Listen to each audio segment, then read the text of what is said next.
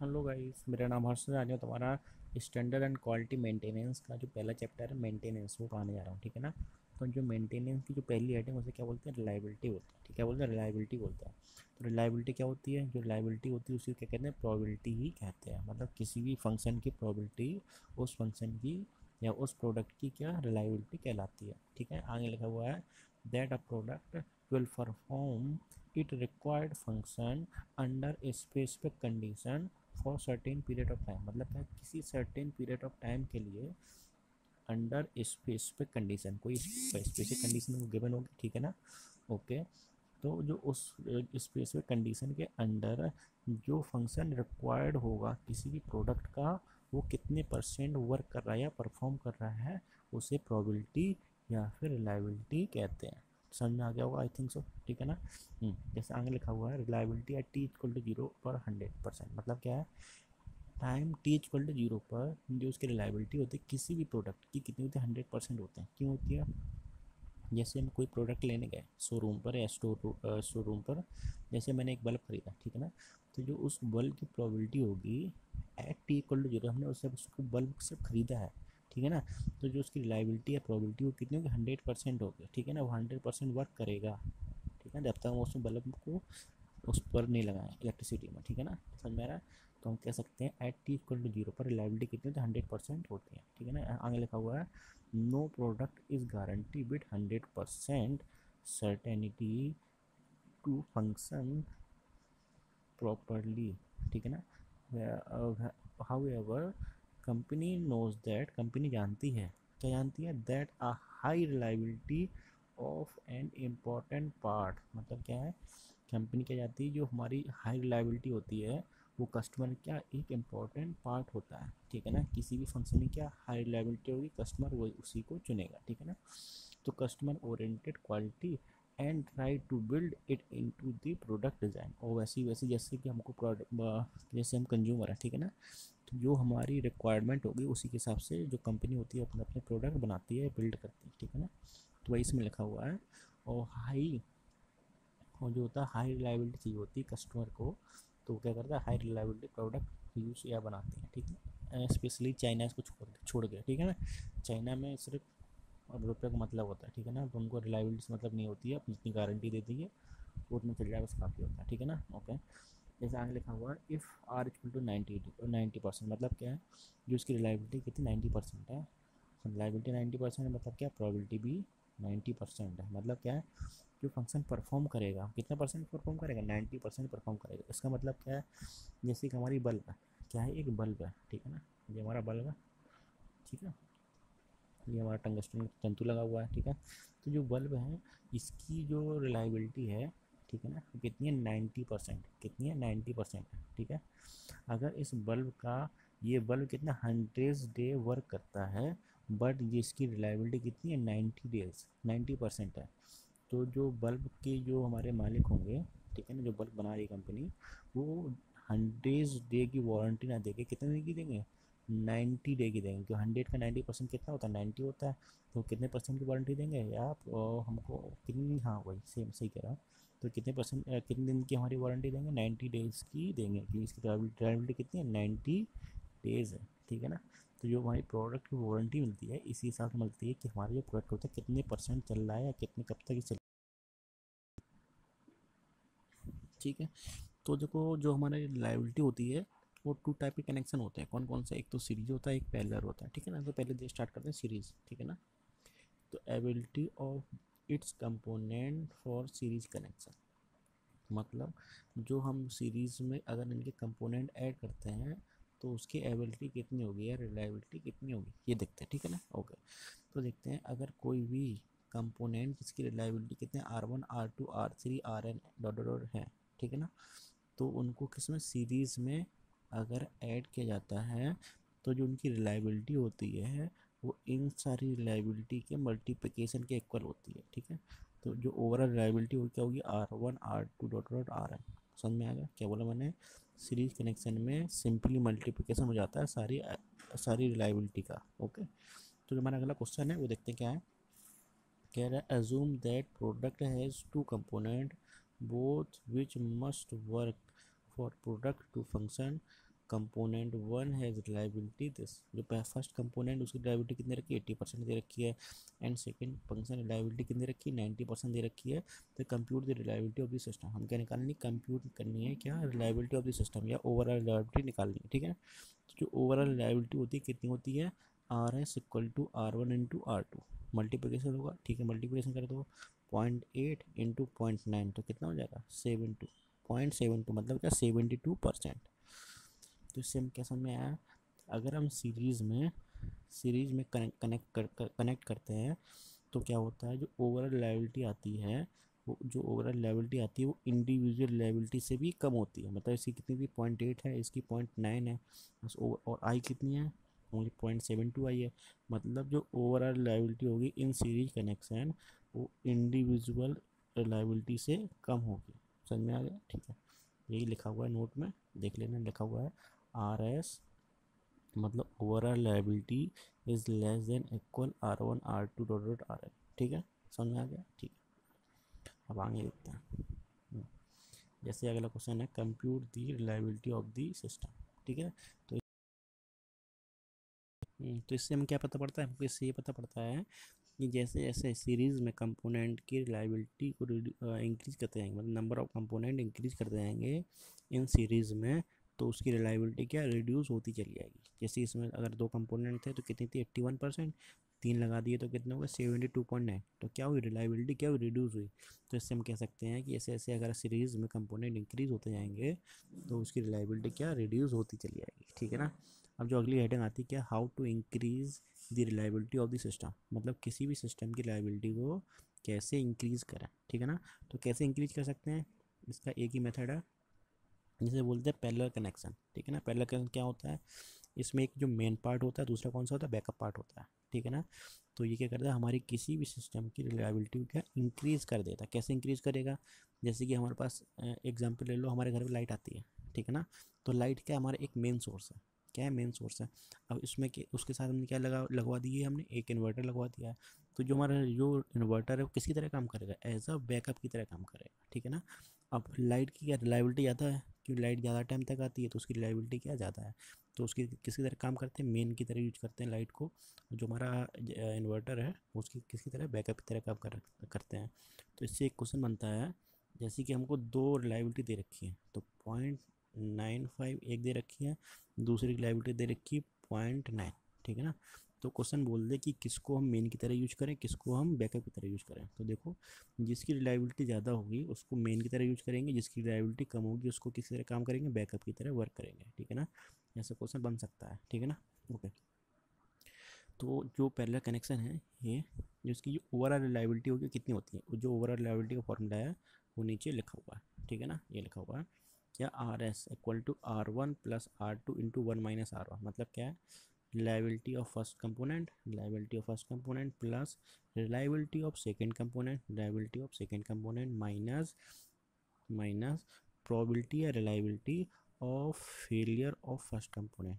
जो first component की होने की रिलायबिलिटी कितनी होती है R1, ठीक है, और नहीं होने की प्रोबेबिलिटी या फेलियर होने की प्रोबेबिलिटी कितनी हो जाएगी 1 माइनस R1। तो 1 माइनस R1 कहाँ से आया, समझ में आ गया होगा, ठीक है ना। ओके, अगर इसको हम मल्टीप्लाई करके लिखेंगे हाँ तो कितना हो जाएगा R1 plus R2 minus R1 R2, ठीक है ना। ES के क्वेश्चन में ये दोनों लिख सकते हैं, तो देख लेना, ठीक है। ओके, आ सकते हैं, लेकिन इससे न्यूमेरिकल जरूर आता है, तो न्यूमेरिकल देख लो कैसे बनते हैं। ये दे रखा है, पहला जो क्वेश्चन दे रखा है, कह रहा है two power generator provide electricity, ये 2 पावर जनरेटर हम क्या प्रोवाइड कर रहे हैं, electricity to cap to a capacity of main and backup generator. Main generator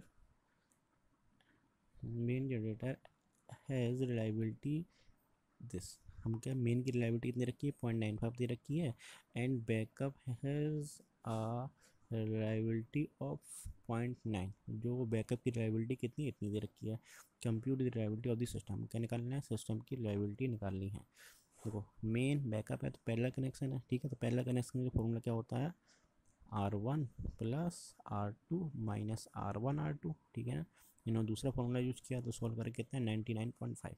तो देखो हमको एक समझ में आ रहा है, जो मेन की रिलायबिलिटी कितनी थी इतनी थी, बैकअप की रिलायबिलिटी कितनी इतनी है, मतलब जो ओवरऑल रिलायबिलिटी आती है, क्या जो ओवरऑल रिलायबिलिटी आती है वो मेन की रिलायबिलिटी और बैकअप की रिलायबिलिटी से इक्वल या फिर उससे ज़्यादा होगा।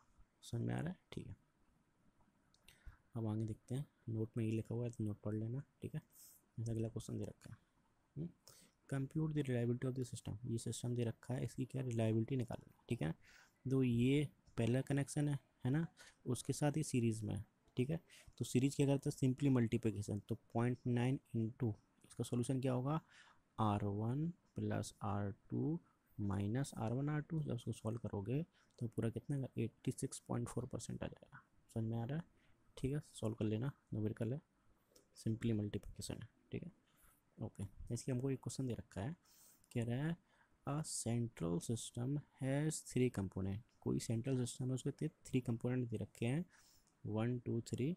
तो क्या in series with individual reliability R, जिसकी क्या इंडिविजुअल रिलायबिलिटी है, पहले की 95 है, दूसरे की 0.98 है, थर्ड की 0.9 है, is given in the figure. If parallel system similar to the above, एक पैरेलल सिस्टम भी यूज कर रहे हैं जो किसके ऊपर वाले की तरह सेम है, ठीक है ना। Okay, the is design the reliability of the whole system, को होल सिस्टम की रिलायबिलिटी निकालनी है, ठीक है ना। तो इसका फिगर कैसा बनेगा, इसका फिगर कैसे बनेगा, ऐसा बनेगा, ठीक है। ये हमारा मेन है, ये हमारा बैकअप की तरह वर्क कर रहा है, ठीक है ना। दोनों की रिलायबिलिटी सेम है, क्यों है, क्योंकि जैसा ऊपर कंपोनेंट सिस्टम वैसे ही नीचे लगा हुआ है, ठीक है। तो पहले ऊपर वाली रिलायबिलिटी निकाल लेंगे, और वही क्यों कितनी हो जाएगी, नीचे वाली की हो जाएगी। तो ऊपर वाली क्या सीरीज़ में है, तो सीधे मल्टीप्लिकेशन कर दो। जब सीधे मल्टीप्लिकेशन करोगे तो ये, ठीक है, 0.95 0.98 0.9 सॉल्व करोगे कितना आएगा, 0.8379 आएगा, ठीक है। तो इसकी रिलायबिलिटी होगी वही इसकी होगी। अब ये दोनों किस में पैरेलल में है, तो उसका पैरेलल में फॉर्मूला लगा दो, R1 plus R2 minus 1 minus R1। जब सॉल्व करो कितना आएगा, 97.37 आया, क्या है 97.37। समझ में आया कैसे करना है, ठीक है। अब आगे देखते हैं। तो हमारी जो नई हेडिंग क्या है, reliability prediction by using exponential distribution, ठीक है ना। तो ये क्वेश्चन कैसे सॉल्व होंगे देखते हैं। लिखा हुआ है, it is one of the most commonly use distribution in reliability prediction and is use to predict probability to survival to a particular time. मतलब क्या है, किसी पर्टिकुलर टाइम में किसी भी फंक्शन की रिलायबिलिटी या प्रोबेबिलिटी को प्रेडिक्ट कर सकते हैं इसका यूज करके। और ये जो एक्सपोनेंशियल डिस्ट्रीब्यूशन है, ये प्रोबेबिलिटी को प्रेडिक्ट करने के लिए बहुत ज़्यादा यूज करते हैं, ठीक है ना। जैसे कि इसका एक फॉर्मूला है, क्या, किसी भी सिस्टम की रिलायबिलिटी होती है RT, वो क्या होती है, ई की पावर माइनस लैम्डा टी, ई की पावर माइनस लैम्डा टी। जो आर क्या हमारी लाइबिलिटी है, टाइम टी क्या है, टाइम है, लैम्डा क्या है, फेलियर रेट। याद रखना, लगे यहाँ भूल जाते हैं, जो लैम्डा है क्या है, फेलियर रेट है। तो लैम्डा इक्वल टू क्या होता है, एन अपॉन टी, ठीक है। एन क्या है, number of component field during time prediction, या टाइम प्रिडिक्शन क्या बोला मतलब, मतलब किसी भी टाइम पीरियड में जो कितनी बार हमारा जो नंबर है फेलियर हुआ या फेल हुआ, उसके एन अपॉन टी से रिप्रेजेंट करते हैं, ठीक है। अब टाइम टी 3 टाइप का होता है, कौन सा है, MTTF mean time to failure, एक होता है MTBF mean time between failure, और एक जो थर्ड वन होता है उसे बोलते हैं MTTR मतलब मीन टाइम टू रिपेयर, ठीक है ना। एक एक करके पढ़ते हैं क्या होता है। जो हमारा पहला होता है, क्या होता है, mean time to failure, MTTF क्या बोलते हैं, मीन टाइम टू फेलियर। ये क्या होता है देखते हैं। जैसे ये जो हमारा बताता है, ये बताता है कि हमारा जो हमारा प्रोडक्ट है, ठीक, कितने टाइम तक चलेगा, ठीक है ना। और ये क्या होता है, नॉन रिपेबल प्रोडक्ट के लिए यूज़ करते हैं, कौन सा, मीन टाइम टू फेलियर। लिखा हुआ it is the average time of an item may be expected to function before the failure। मतलब वो हमारा प्रोडक्ट कितने टाइम तक वर्क करेगा फेलियर होने से पहले, ठीक है ना। और ये किसकी तरह काम, किस में काम करता है, नॉन रिपेबल, जो हमारा प्रोडक्ट नॉन रिपेबल होता है। जैसे कि एग्जांपल दे रखे हैं, जैसे कि हमारे 4 बल्ब, ठीक है ना। पहला बल्ब कितना 3000 हावर चलता है, वो मतलब ब्लिंक होता है। और जो हमारा 4000 है कितना 4000 है। थर्ड थर्ड वाला वो भी 4000। जो फिफ्थ वाला है, फोर्थ वाला है, वो भी क्या 5000 आवर तक हमारा वर्क करता है, ठीक है। अब मीन टाइम टू फेलियर निकालना है, तो मीन टाइम टू फेलियर निकालोगे 3000 4000 प्लस 4000 प्लस 5000 अपॉन 4, ऐसे निकालते हैं क्या मीन टाइम टू फेलियर, ठीक है। कितना आएगा 4000 आवर आ गया, समझ में आ गया। अब मीन टाइम बिटवीन फेलियर क्या होता है, मीन टाइम बिटवीन फेलियर होता है क्या, ये देखते हैं। मीन टाइम बिटवीन फेलियर का जो फॉर्मूला होता है क्या होता है, टोटल डिवाइस आवर, हमारे टोटल डिवाइस आवर कितना है और नंबर ऑफ फेलियर, वो कितनी बार फेलियर हुआ है, ठीक है ना। तो उससे क्या आ जाएगा हमारा मीन टाइम बिटवीन फेलियर, ठीक है ना। कैसे, it is refer to time between two failure, मतलब दो फेलियर के बीच में जो भी टाइम होता है उसे क्या कहते हैं हमारा, उसे हम कहते हैं मीन टाइम बिटवीन फेलियर, ठीक है। दो फेलियर के बीच में का समय, तो उसमें क्या है एक रिपेयर टाइम आएगा, फेलियर के बाद रिपेयर होगा तभी तो फेलियर होगा, ठीक है ना। तो फेलियर टू फेलियर जितना टाइम लगता है उसे क्या बोलते हैं मीन टाइम बिटवीन फेलियर कहते हैं, समझ में आ रहा है। और ये किस प्रोडक्ट के लिए यूज़ होता है, ये रिपेयरेबल प्रोडक्ट के लिए यूज़ करते हैं, ठीक है ना। ओके, जैसे कि इसमें टाइम दे रखा है, एक क्वेश्चन दे रखा है टोटल डिवाइस आवर, कोई भी हमारा एक डिवाइस है, टोटल आवर डिवाइस आवर कितना है 20,000 आवर, ठीक है ना। और कितनी बार फेलियर होता है 5 टाइम्स फेलियर होता है, तो मीन टाइम बिटवीन फेलियर निकालोगे तो उसे डिवाइड कर दोगे डायरेक्ट, कितना आएगा 4000 आवर आ जाएगा, समझ में आ रहा है। ये क्या है mean time between failure. Mean time to repair, mean time to repair कर कैसे निकालते हैं, मीन टाइम रिपेयर का फॉर्मूला क्या है, ये है T1 plus T2 plus dot dot plus Tn upon n, ठीक है ना। जो T1 T2 T3 है वो क्या है, repair time of ith failure, मतलब क्या है पहले फेलियर में कितना टाइम लगा रिपेयर होने में, इतना, ठीक है T1। सेकेंड फेलियर में को रिपेयर होने में कितना टाइम लगेगा T2 टाइम लगेगा। तो जितने फेलियर टाइम होंगे उनको अगर n से डिवाइड कर दोगे तो हमारा क्या आ जाएगा मीन टाइम टू रिपेयर आ जाएगा, क्या है कितने टाइम में हमारा जो प्रोडक्ट हुआ रिपेयर हुआ। देखो इसके हमारे नाम से ही हो रहा है मीन टाइम टू रिपेयर, मतलब रिपेयर में कितना टाइम लग रहा है उसका क्या निकालना, मीन निकालना है, बस सिंपल सा क्वेश्चन है। क्वेश्चन हमारा एक बार ऐसा क्वेश्चन आया है, जैसे कि दे रखा है हमको, हमको एक पता है कि जो मीन टाइम बिटवीन फेलियर होता है वो क्या होता है, दो फेलियर के बीच का टाइम होता है, ठीक है। दो फेलियर के बीच में क्या होगा, एक रिपेयर टाइम होगा, मतलब फेल हुआ रिपेयर हुआ, अब रिपेयर हुआ कुछ चलेगा तो चाहे वो रिपेयर होने के बाद फिर फेल हो गया, ठीक है ना। तो फेल होने से रिपेयर होने का जो टाइम होता है उसे बोलते हैं मेन टाइम टू रिपेयर, ठीक है ना।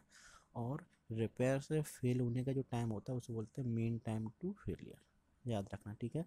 तो हमारा जो मेन टाइम बिटवीन फेलियर होता है वो क्या होता है, mean time to repair plus mean time to failure. तो कौन सा ऑप्शन सही हो जाएगा हमारा, बी ऑप्शन ठीक हो जाएगा, ठीक है ना। ये हमारा क्वेश्चन ऐसे क्वेश्चन आ सकता है, ठीक है ना। और जो लैम्डा होता है, लैम्डा की वैल्यू क्या होती है 1/t, ठीक है। अगर तुम्हारा प्रोडक्ट क्या है नॉन रिपेबल है, क्या है अगर तुम्हारा प्रोडक्ट नॉन रिपेबल है तो लैम्डा की वैल्यू क्या होगी 1/MTTF mean time to failure, ठीक है। अगर तुम्हारा प्रोडक्ट रिपेबल है, ठीक है, रिपेबल है तो जो लैम्डा की वैल्यू होगी 1/MTBF mean time between failure, समझ में आ गया। तो लैम्डा निकालना आ गया, ठीक है। अगर हमको दो कंपोनेंट दे रखे हैं उसकी रिलायबिलिटी क्या अलग अलग है, लेकिन हमको रिलायबिलिटी डायरेक्ट में दे रखी है, हम किस में दे रखी है लैम्डा और टी, लैम्डा और टी में दे रखी है, ठीक है ना। तो कौन सा फॉर्मूला लगाओ आर इक्वल टू ई की पावर माइनस लैम्डा टी, ठीक है। जैसे कि कोई क्वेश्चन दे रखा है, ये देखा एक कंपोनेंट ये है दूसरा कंपोनेंट ये है, ठीक है। हमको डायरेक्ट रिलायबिलिटी R1 R2 नहीं दे रखी है, हमको क्या λ1 T1 और λ2 T2 दे रखा है। तो हम क्या निकालेंगे अगर सीरीज़ में तो ये फॉर्मूला लगेगा, ठीक है, ई की पावर माइनस λ1 T1 ई की पावर माइनस λ2 T2, सबको सॉल्व कर लोगे तो आंसर आ जाएगा, ठीक है ना। ऐसे क्वेश्चन आ सकते हैं। अब इसको पहले में लगा दोगे तो फॉर्मूला कौन सा लगाओगे, कौन सा लगाओगे R1 plus R2 minus R1 R2, ठीक है ना। तो फॉर्मूला याद रखो तभी क्वेश्चन सॉल्व होगा। हेलो गाइस, तो स्टार्ट करते हैं अपना बाथटब कर्व, ठीक है ना। तो बाथटब कर्व क्या होता है देखते हैं। तो बाथटब कर्व ये graphical representation of life time of population of product, मतलब क्या है जो ये बाथटब कर्व होता है ये किसको रिप्रेजेंट करता है, ये रिप्रेजेंट करता है पॉपुलेशन ऑफ प्रोडक्ट, ठीक है ना। पॉपुलेशन ऑफ प्रोडक्ट मतलब किसी फैक्ट्री के लिए वर्क करता है, ठीक है ना, किसी एक प्रोडक्ट के लिए नहीं है। आगे लिखा हुआ है the bottom curve does not depict on failure rate of single product, ये सिंगल प्रोडक्ट के लिए वर्क नहीं करता है, ठीक है ना। आगे लिखो but describe the relative failure rate of entire population of product over time, मतलब जो उसकी प्रोडक्ट का पूरा जितना टाइम होता है पॉपुलेशन का वो सारा रिप्रेजेंट करता है ये बाटअप कर्व, ठीक है।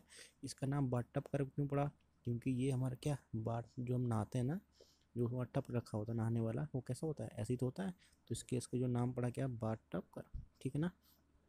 इसमें 3 पोर्शन होते हैं, पहला पोर्शन है इनफेक्ट मोर्टालिटी, ठीक है, सेकेंड होता है यूज़फुल लाइफ, जो थर्ड होता है वियर आउट टाइम, ठीक है ना। और ये किस किस के बीच में होता है, फेलियर रेट और टाइम के बीच में ग्राफ होता है, समझ में आया, ठीक है। अब इन्फेंट मोर्टालिटी क्या होती है वो देखते हैं, ठीक है। It is also known as early failure और डीबगिंग स्टेट, ये हमारा जो ये स्टेट होता है इनसाइड मोर्टालिटी, ये क्या होता है डीबगिंग स्टेट होता है, ठीक है।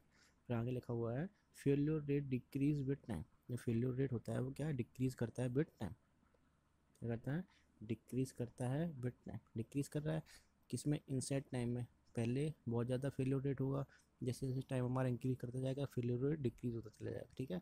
और जो हमारा यूज़फुल लाइफ होता है उसमें कांस्टेंट होता है, और जो वियर आउट टाइम होता है उसमें इंक्रीज कर जाता है क्या फेलियर रेट, समझ में आ गया, ठीक है। तो आगे ये लिखा हुआ है, सॉरी, हाँ, in the beginning of infant mortality region the failure rate is high, initial में क्या होता है फेलियर रेट हाई होता है, देन डिक्रीज विद टाइम, जो जैसे टाइम इंक्रीज होता जाता है या बीतता जाता है वैसे वैसे हमारा क्या जो फेलियर रेट होता है डिक्रीज करता है, ठीक है। After earlier failure are remove, कुछ जो फेलियर होते हैं वो रिमूव करते जाते हैं, तो हमारा फेलियर और जो रेट होता है वो डिक्रीज करते जाता है, ठीक है ना। हम क्या क्या रिमूव कर सकते हैं, जैसे क्या पुअर वाइंडिंग, ठीक है। अब वाइंडिंग कर रहे हैं किसी प्रोडक्ट में, अगर वो पुअर है तो ब्रेक हो जाएगी, तो एक तो इससे वो होता है जो फेलियर रेट होता है इंक्रीज होता है, दूसरा पुअर कॉन्टैक्ट, ठीक है ना, पुअर कॉन्टैक्ट की वजह से भी होता है, तो उसको भी रिमूव कर दोगे तो वो फेलियर रेट डिक्रीज हो जाएगा। फिर क्या इनकरेक्ट पोजीशन, देखो जो इंसेंट होता है जब कोई प्रोडक्ट बन रहा होता है, ठीक है ना, जब कोई प्रोडक्ट बन रहा होता है ये वो स्टेट होता है, क्या बोला मैंने, जब प्रोडक्ट बन रहा होता है तो ये वो स्टेट होता है, समझ में आ गया, ठीक है। अब कोई प्रोडक्ट बनेगा तो हम कुछ कोई कंपोनेंट डीलर रह गया, कोई कॉन्टैक्ट पुअर हो गया, कोई वाइंडिंग पुअर हो गई, तो वो सब देखते हैं, तो हमारा क्या जो इनिशियल होता है वो क्या होता है, जो मोर्टालिटी रेट होती है या फिर फेलियर रेट होता है वो क्या सबसे ज़्यादा होता है, ठीक है। यूज़फुल लाइफ कब कवर करता है, जब हमारा प्रोडक्ट बन के तैयार हो जाता है, याद रखना। इंसेंट मोर्टालिटी में क्या होता है जब प्रोडक्ट बनना होता है, और यूज़फुल लाइफ क्या होती है जब प्रोडक्ट बन रहा होता है और कस्टमर को हम देने वाले होते हैं, ठीक है ना, ओके। तो क्या it is the middle stage of bathtub curve, ये क्या होता है middle stage of bathtub curve होता है, बना दिखाया था अभी, ठीक है। जो फेलियर रेट होता है उसको क्या होता है कांस्टेंट होता है, जो फेलियर रेट है वो क्या है कांस्टेंट है। It is the most significant region, ये क्या सबसे ज़्यादा यूज़फुल रीजन है या सिग्निफिकेंट रीजन है फॉर रिलायबिलिटी प्रिडिक्ट, जो हम रिलायबिलिटी प्रिडिक्ट करते हैं किसी प्रोडक्ट की वो यूज़फुल लाइफ से ही प्रिडिक्ट करते हैं, समझ में आ गया, ठीक है। और जो लास्ट रीजन था हमारा क्या था वियर आउट रीजन, क्या था वियर आउट रीजन, ठीक है। ये क्या होता है जब हमारा देखो इन्फेंट मोर्टालिटी क्या होता है जब प्रोडक्ट बन रहा होता है, ठीक है। यूजफुल लाइफ क्या होती है जब हमारा प्रोडक्ट बन रहा होता है कस्टमर को देने वाले होते हैं, ठीक है। और वियर आउट रीजन होता है क्या होता है टाइम जैसे बहुत ज़्यादा हो गया तो प्रोडक्ट की जो हमारे प्रोडक्ट वो होते रहते हैं कंपोनेंट होते हैं उसकी जो लाइफ होती है ख़त्म होती जाती है, ठीक है ना, तो उससे हमारा जो फेलियर रेट है वो इंक्रीज करता जाता है, ठीक है ना। तो क्या है it is the final stage of bathtub curve, ये तो पता है, ठीक है। आगे लिखा हुआ है तो failure rate increase as the product being to wear out because of age and lack of maintenance, किस लिए जो हमारा फेलियर रेट होता है वो किस लिए इंक्रीज होता रहता है, किसका एक तो जो हमारे कंपोनेंट होते हैं उसकी क्या एज ख़त्म हो जाती है, ठीक है, तो उससे फेलियर रेट इंक्रीज हो जाता है। और दूसरा क्या लैक ऑफ मेंटेनेंस, ठीक है, लैक ऑफ मेंटेनेंस मतलब जैसे कि हमने कोई बाइक खरीदी, ठीक है ना, तो वो सर्विसिंग के लिए देते हैं ना, देते हैं कि नहीं देते हैं, तो अगर सर्विसिंग नहीं कराओगे तो हमारी गाड़ी में और कुछ प्रॉब्लम आ जाएगी, तो क्या सर्विसिंग करानी पड़ती है, ठीक है ना। तो अगर वो नहीं कराएगी तो क्या हो जाएगा, लैक ऑफ मेंटेनेंस हो जाएगा, ठीक है ना। गाड़ी खरीदे उसकी मेंटेनेंस नहीं करोगे तो हमारी गाड़ी क्या कोई ना कोई और प्रॉब्लम आती जाएगी, ठीक है ना। जैसे हमारा ये अब अगला पॉइंट है टाइप ऑफ मेंटेनेंस। कितने टाइप के मेंटेनेंस होते हैं, 3 टाइप के मेंटेनेंस। पहला क्या है रिएक्टिव मेंटेनेंस, जो पहला क्या है रिएक्टिव मेंटेनेंस, ठीक है देख, ठीक है। तो हमारी जो अगली हेडिंग है कौन सी है, रिएक्टिव मेंटेनेंस, ठीक है ना। मेंटेनेंस के टाइप में कौन सी है, रिएक्टिव मेंटेनेंस, ठीक है ना। तो रिएक्टिव मेंटेनेंस क्या होता है, it is basically run it till it break, no action एफ और effort taken to maintenance the equipment as the designer originally intend to ensure that desired life is reached, ठीक है ना।